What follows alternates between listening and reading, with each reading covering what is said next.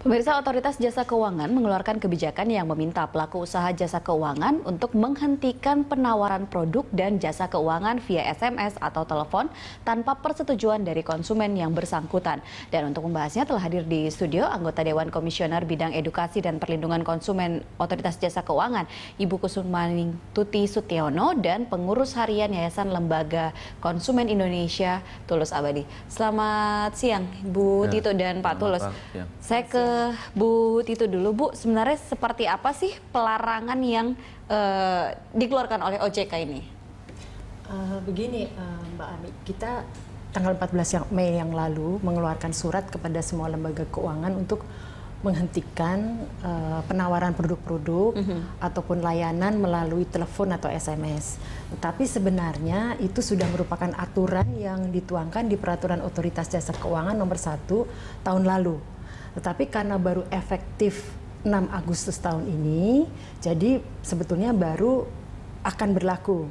Nah, kita ini mendapat informasi dan keluhan yang luar biasa sehingga kita keluarkan surat itu untuk mendahului ketentuan efektif tadi. Oke, kalau Pak Tulus melihat pelarangan ini, apakah ini juga menjadi jawaban dari rasa terganggu sebagai begitu banyak masyarakat, termasuk saya pribadi loh? Ya, tren pengaduan konsumen terkait dengan hal itu memang di YLKI sudah 5 tahun terakhir sangat marak ya, dan itu sudah sangat mengganggu bahkan merugikan konsumen karena intensitasnya sangat tinggi, tidak kenal waktu, tidak kenal macam-macam, pokoknya membombardir kita dengan SMS, dengan telepon. Sehingga sebenarnya kami sudah melakukan berbagai dialog dengan Kominfo waktu belum ada OJK ya. Sebenarnya ini problemnya juga di Kominfo juga, karena kita sudah sodorkan data, fakta, tapi kemudian belum ada langkah konkret dari Kominfo dan juga BRTI untuk mengeluarkan kebijakan atau larangan atau mekanisme agar perbankan atau lainnya tidak terlalu gampang memperjualbelikan data nasabah atau data konsumen yang sebenarnya tidak boleh. Nah, himbauan atau kerjasama OJK dengan Kominfo saya kira kalau itu bisa dilaksanakan itu bagus. Tapi kalau untuk sementara hanya OJK saja yang belum yang baru mengeluarkan larangan seperti itu? Ya, kalau OJK kemudian tidak bersinergi dengan Kominfo, menurut saya nggak bisa. Akan secara percuma. Teknis ya, secara teknis nggak bisa. Apalagi kemudian ada misalnya di luar perbankan itu kan ada kredit tanpa agunan. Nah itu kan juga yang sering sekarang justru kredit tanpa agunan, yang sering mengirim kita SMS untuk tawaran kredit tanpa agunan itu yang kemudian sangat menggiurkan konsumen karena seolah-olah dia murah tanpa agunan, walaupun kemudian dia menjebak konsumen dan segala macam. Ini yang juga harus menjadi perhatian khusus OJK kalau konteksnya untuk perlindungan nasabah. Tapi dalam hal telekomunikasi ini harus bersinergi kuat antara OJK dan Kominfo dan BRTI karena justru penyakit lamanya juga di sana.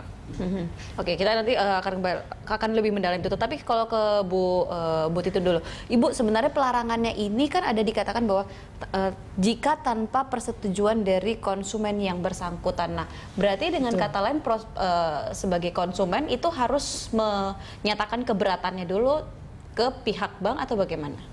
Itu kan ada data dari konsumen.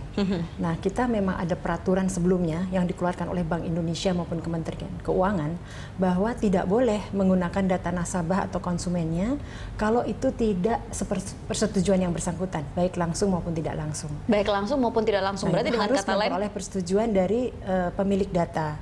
Nah, dengan adanya marak ini aktivitas ini kan ngeluh mereka sebab mereka tidak merasa bahwa mereka itu memberikan persetujuan datanya bisa diakses oleh telemarketing yang memasarkan, walaupun di bank tempat misalnya di bank A si satu nasabah ini menabung di bank A, kemudian walaupun bank A itu menelpon tapi bisa juga itu dinyatakan keberatannya atau bagaimana?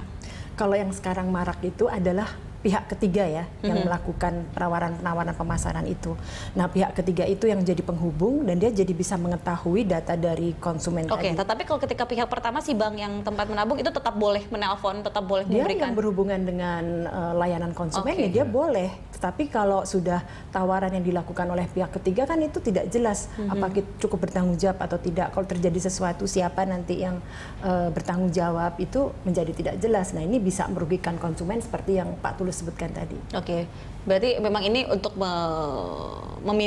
meminimalisir terlibatnya pihak ketiga untuk kemudian menggunakan data nasabah itu. Dan juga menghentikan inisiatif dari lembaga keuangan yang menggunakan pihak ketiga tersebut. Oke, menanggapi pernyataan dari Pak Tulus tadi bahwa tidak akan ada gunanya ketika misalnya OJK tidak bekerja sama seperti itu dengan Kominfo, bagaimana?